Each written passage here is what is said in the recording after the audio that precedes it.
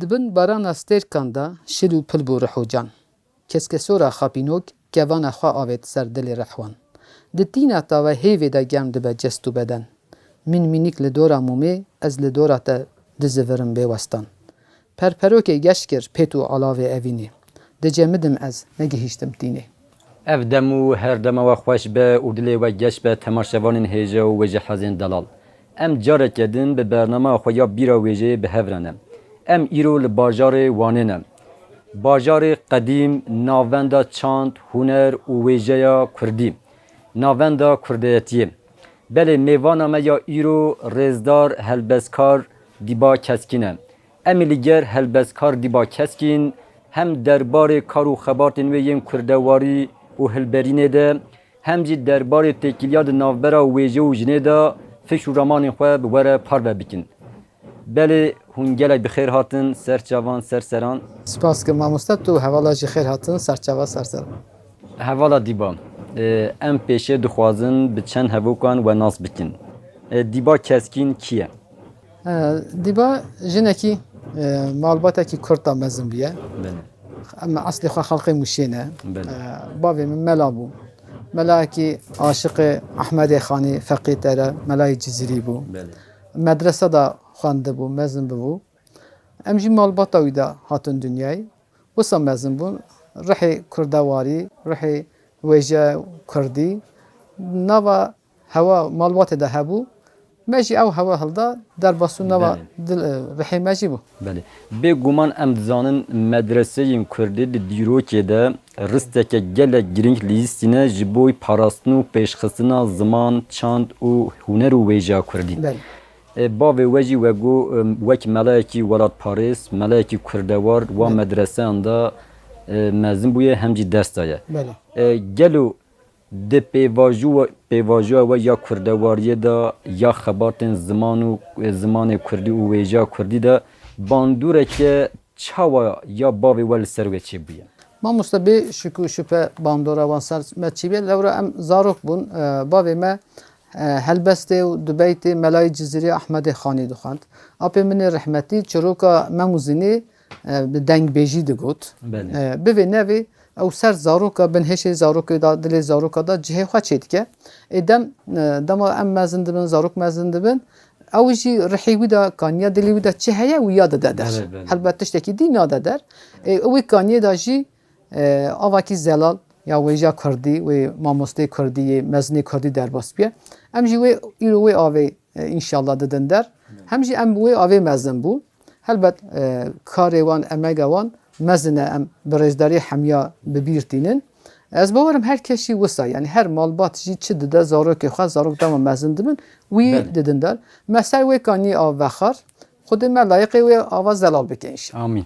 Belê bêguman malbat dibistaneke pêşîne ji bo mirov. Gelo we got hûn ji serhedê ne, bajarê Mûşê. û em dizanin serhed heman demê de hêlîna dengbêjan e. Ez bawerim bandora dengbêja jî li ser kar û barê we yê kurdiyetiyê em bêjin bandorek kiriye. Belê lewra rehmetî kalkê min dengbêj bû, apê min dengbêj bû, meta min dengbêje.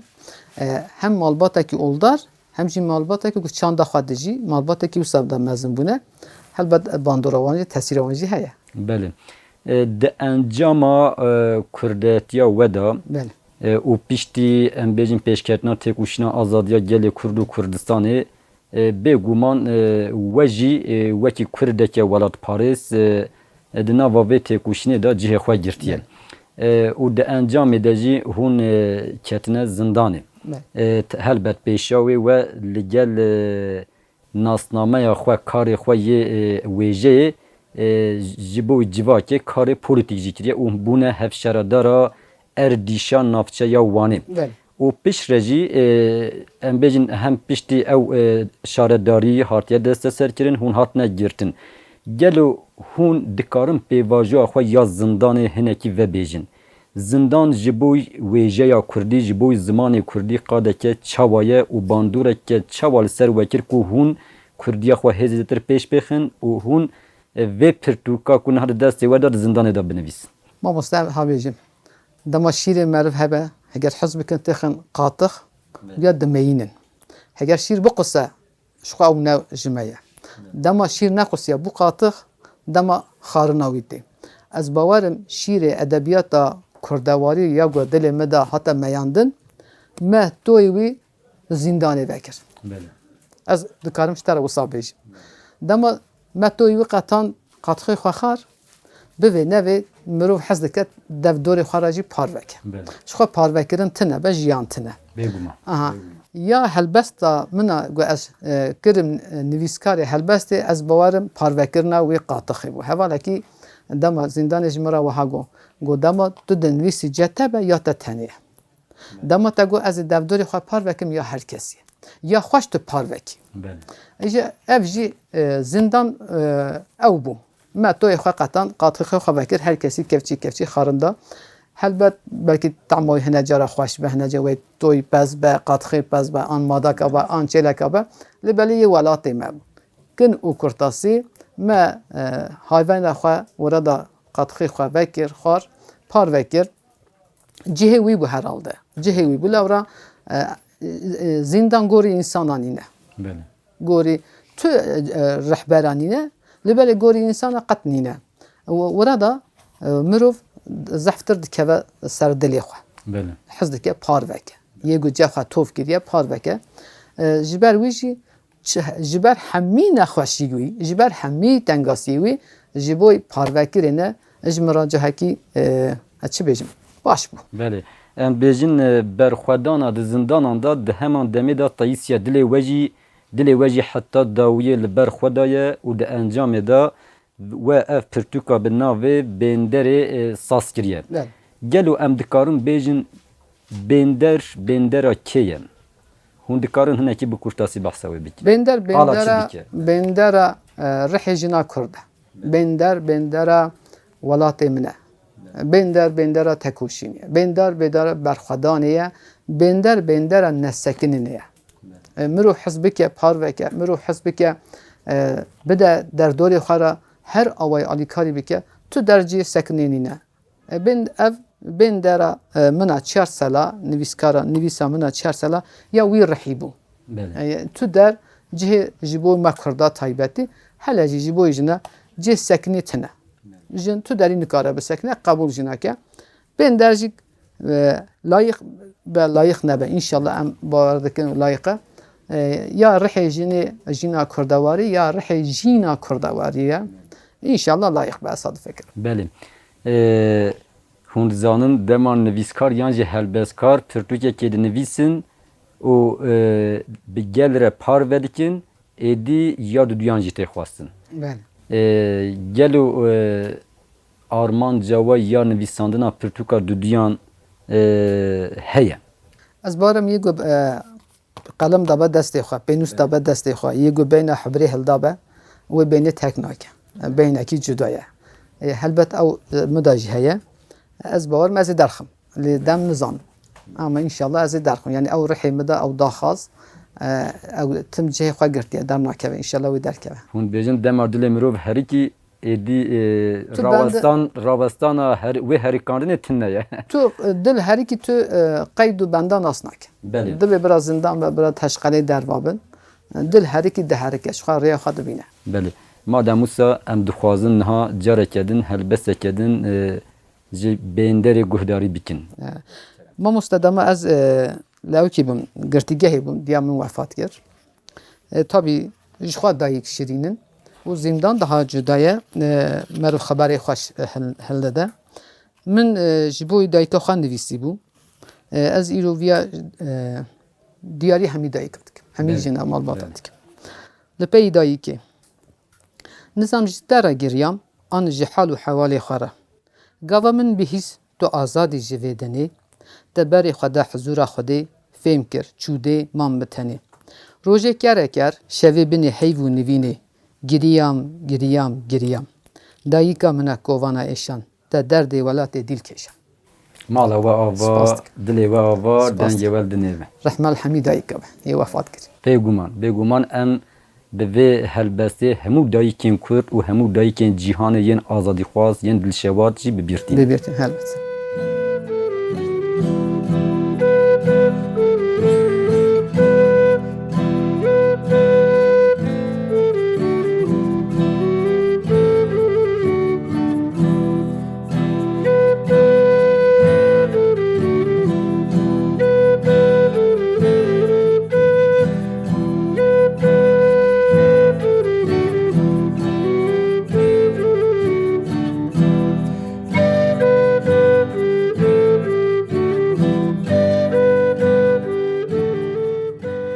بله تماشاوانین هجا و جهازین دلال امید و بشا خودجی تکیلیاد نوبرا و جو جنه برزدار هلبسکار دیبا کسکین را نقاش بکیم.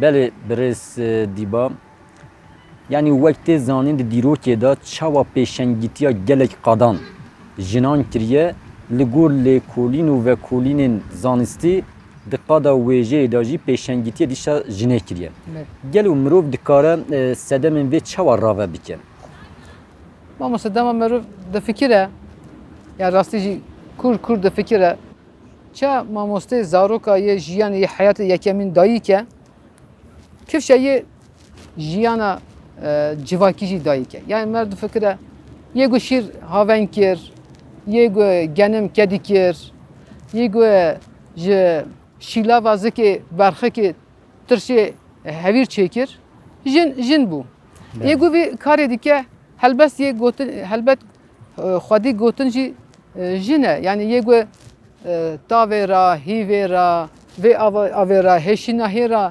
navek dît ser wî zaroka xwe perwerde kir helbet ye wê ji wê re du gotinê du rêzikê xweş jî bêje dayîk e yê dayîkê cudahî heyf û mixabin gotina dayîkê ya rêzika tune neketiye rêzikê ketiye jî yanê ketiye hişê mirova dilê mirova yê zarokê lê belê derbasê defter û pirtûka nebiye an jî yê ku derbas bêje jî negihîştiye destê me ji xwe tiştekî êş e keda dayîkê nehatiye dîtinê بله شو امی قالا وی بکن بله شو امی قالا yani وی ez بکن bawarım û mesele ev e yani بله وقت وجی گوتی دستپیکا دیرو کده آواکار و ساسکرا جیانه گلم پری جن بویه یعنی ده هر قاده دا پیشنگیتی کریه جن دایی که جبر کود نوا خوازای دا بویه بیجن خودی زاروک بویه یعنی ده پرورده کرنا زاروکان بگیره حتی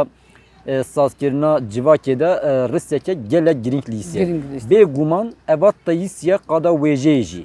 Yani li ser xwezayê gotinên xweşî gotine, li ser zarokan gotinên xweşî gotine, li ser civakê gotinên xweşî gotine, an jî em bêjin ji bo bedewkirina jiyanê gelek tiştên baş sazkirine eva jî bi awayekî devkî yani bûye bingeha wêjeyê. Lê piştî demekî li gel desteserkirina civakê ya mêrê serdest qada wêje jî hate desteserkirin û em bêjin ew qad jî wê jinê jî hate standin gel û mirov dikare vê çawa rava bike çima mêrê serdest xwast qada wêjeyê jî jinê wergire mamoste gotin hêz e rastî jî hêz e îja gotina ser defter û pirtûka hêza sîstematîze ye hêza gopê û ser civakê bibe xwedî gotin xwedî leşker xwedî quwet xwedî pere xwedî erk ketiye wê helê dema destê dayîkê de ye dayîk jin wê gotina xwe wê peyva xwe nexe ji xwe re hêza erka got jê hêz hilde ser civakê ser zarokê ser malbatê bibe xwedî bandorekî giran an jî reş ya em çi dibêjin mesela dayîk dema zarok dikeve hemla wî mal zaroka wî heta tîne dünyayê niha zanîst dibêjin dema zarok mal zaroka dayîkê de be dayîk hestê wî çabe rihê wî çabe ew bandorê tesîrê ser zarokê jî dike dayîk aciz be kêfxweş be zarok aciz e û zarok kêfxweş e dema zarok tê dünyayê dayîk wî xweyî dike gotinê xweş jê ra dibêje jê ra strana dibêje lorîka dibêje çiroka dibêje bi her awayî hevîreke destê dayîkê de teşe digire Heta wê demê ew zarokê hemî dünyayê yê hemî civakê dema tê destê digîje zaroka kurîn be digîje bavê xwe wê demê zaroka bavê xwe ye ya mala xwe ya civakê nîne ya dayîkê nîne mêr hişmendiya mêr viya hesiya ye ez dibêjim ji xwe re hilde ye ez ezîtiya wî dest pê dike navbera jin û mêra da ez dikarim bêjim cudahiya herî mezin jin ji bo xwe û malbatê hemî civakê ked û emek dide zaroka xwe emekê xwe jî keda xwe jî wisa pêşîwazî dike mêr ji bo xwe û malbata xwe ji bo desthilatdariya xwe bêguman em qala mêrê serdest dikin dawiya dawî ji bo desthilatdariya xwe pêk dîne mijara me vir da ji xwe cudahî çê dibe dema mêr pê dihese ew gotinê xweşik jî jê ra ji bo tesîra bandora desthilatdariya wî dikare bi kar bîne wê gotinê jinê distîne. بله Xwedî gotin êdî jin nîne. Jin be jî gotina jinê derbasî pirtûka nabe. بله Mesela mêr dibêjin Şeyxû melayê me dibêjin dibe dengê jinê civakê de eybe gu were bihîstin. بله Ama Qur'anî de tune. بله Ji bo xwe de pirskirik tune ji bo evda. Ji bo evdê mêrê desthilatdar pirskirik e. Dema dengê jinê derke, dema dengê jinê hate bihîstin wê gotinê di jî gotinê xwe bibihîze. ev yek gelo ev yek ji bo Ev qada yek jî- wêjê jî wisa ye Belê, belê. Çima wisa qada wêjeyî jî eger tu ji bo desthilatdariya xwe bi kar bînî qadekî zef mezin e. Evet. Mesela îro dibêjin ya çapemenî, ragihandin li dünyayê de hêza Benjamîne Evet. tutkarî demê da jî edebiyat wêje wisa bîye. Em mesela Pirtûkê berê dixwînin hemî ser civakê, ser pergalê tesîr dike. Gotina xwe bi cih dîne. Hatta dikarin axa û paşayê em bêjin wê demê jî bînin wê rêza xwe bi kar bînin, çîroka bi kar tînin. بله Strana bi kar tînin, helbesta bi kar tînin. Mesela dema dîroka İslamê de dixwînî, dema İslamê de helbest zef em bêjin çi bêjin? Qada wî fire ye, بله helbestvan jî qîmeta wan heye, dema dane pêşî paşa, emîr her kê wê demê Belê. bilin de ji bo wan helbestê xwe bi kar anîne. بله Ji bo hêza wan helbestê xwe bi kar Yani anîne. em Endama dikarin- bi kar tîne helbet Belê. eka wî jî tê. Derfeta wî aboriya wî xwe jî ji wir bi kar tîne. Ewana jî bi xwe vegirê dide. Ew jî dibe qadekî aborî, Belê. qadekî nav, qadekî deng û gorê xwe, gorê hişmendiya xwe bi kar bîne. Di wê qadê de jin tune mamoste. بله Jin hebe wê rihê jinê, wê hişê jinê, wê daxaziya jinê û ya wê civakê derke. بله انگو ام دکارم بیجن جنه ویژه جبوی جواکی جبوی آزادی جبوی رزگار کرنا جیانی بکار آنیم آنجی با آواکی خوازایی پیش خسیم لی میری سردست اف یک جبوی دستلاتداری خو جبوی سروری خو جبوی برجواندی خو بکار آنیم و به وی آوایی ام بیجن پیش خسیم گلو اف یک چوارتایسیه ویژه یعنی وک ام دکارم بیجن ویژه که کو به دل جنه به گیان جنه به هیچ جنه هاتیان ویساندن و ویژه که کو ام بیجن به یا مر و هاتیان ویساندن فرق وجوده که چوارد نبخواد حوینه و یک میناک ام بیجن جنه جی هلبس گوتنه مرجی گوتنه جنه جی چیرو گوتنه مرجی گوتنه گوتنه پیشان یک کوجه عالیه میران و هاتنان ویساندن و عالیه جنان و جی هاتنان ویساندن هنه ev یک ناور و فرق وجوده که چوا هیه Zaf tiştekî xweş te got spas dikim. Helbest û çirok gotinê jinê de hemî civak heye. Li bin herin çend celeb dar hene û çend celeb hêşînahiya dara heye. بله Sayne. Ama ew ji bo civakê, ji bo malbatê, ji bo zarokê, ji bo hebûnê bikartîne jin. بله Naçe kes û kesayetekî nade pêşî. Parvekirin de heye. Li belê tu helbest û rêzik romanê mêra dixwînî zayen da jin datine pêşiya xwe bi zimanekî zayendî diçe xweşikiyê jinekî de kevş dike û wê xweşikiyê jî ji xwe re dixwaze. بله Dema ji xwe re xwest ev êdî helbest an jî wêje neya civakê ya wî kesî ye.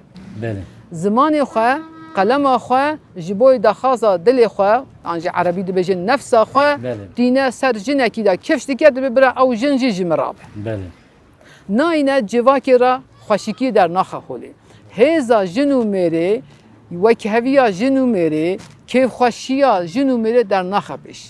Kêfxweşiya nefsa xwe bi zimanekî zayendî derdixe pêş û dibe bira ev jî ji mirabe.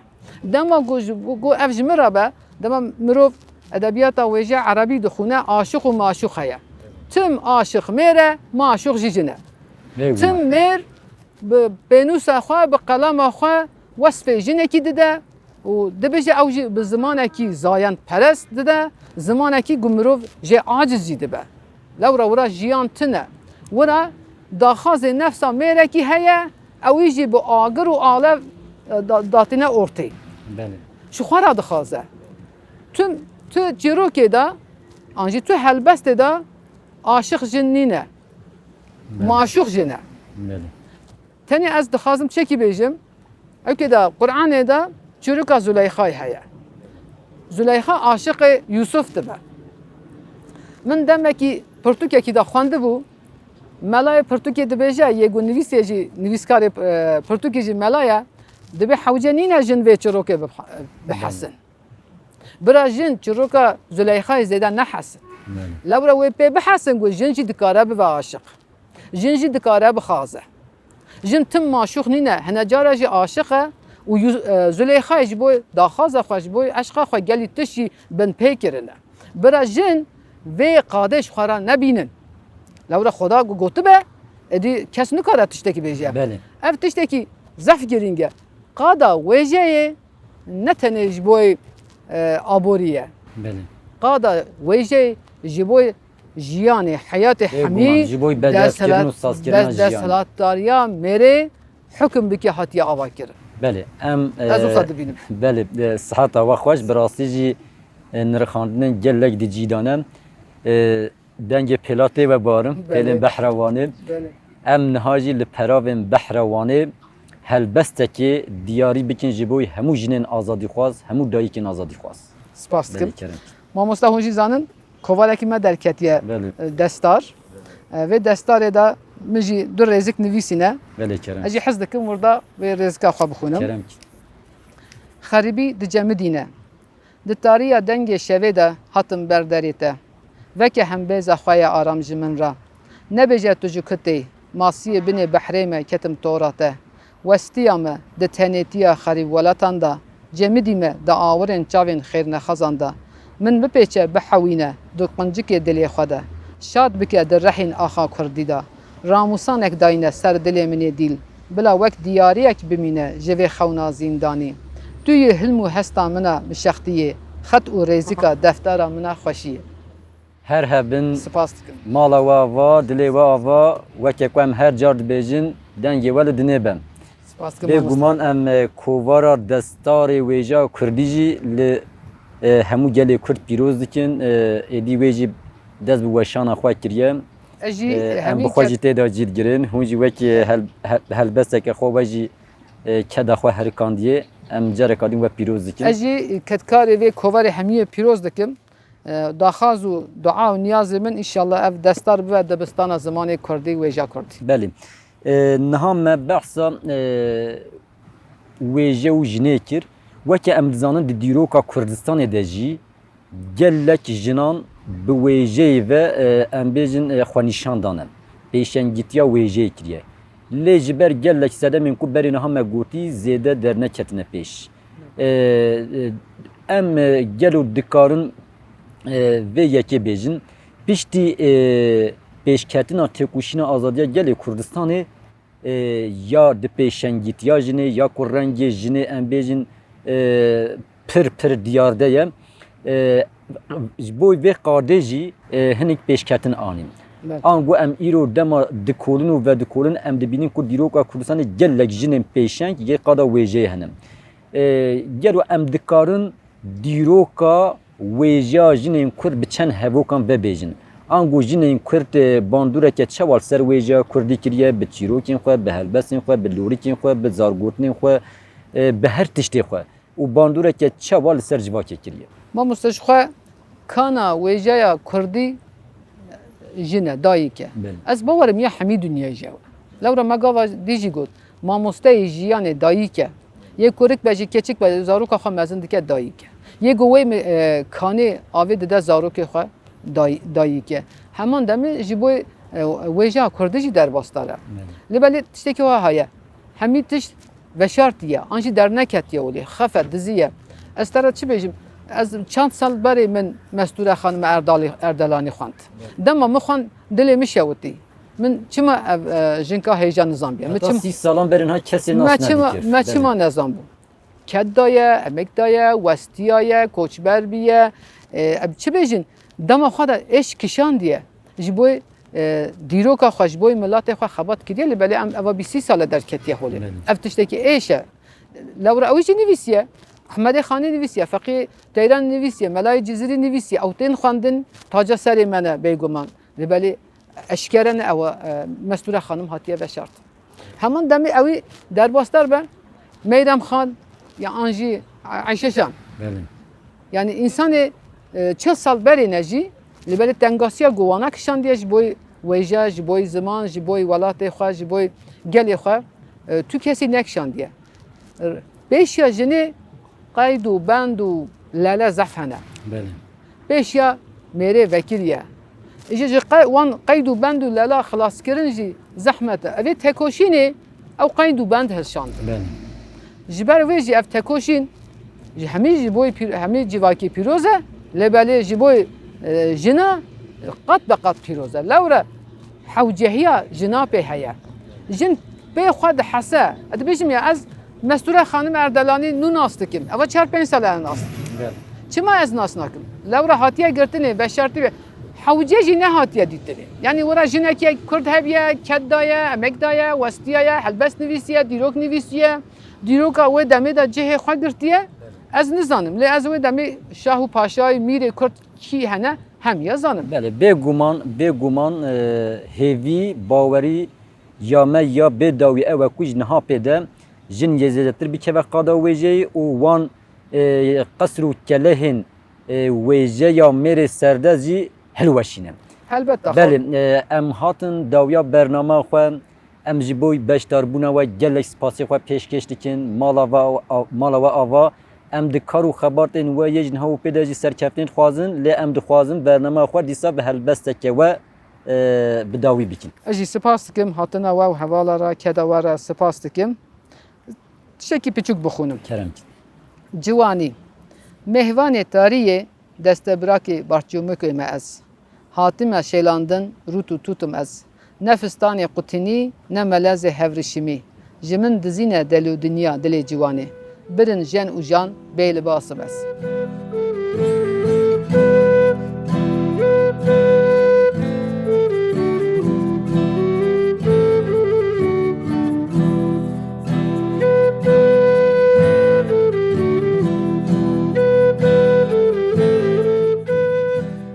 Belê temaşevanên hêja wêje hezên delal em îro cereka din bi bername xwe ya bîra wêjeyê bi hev re bûn.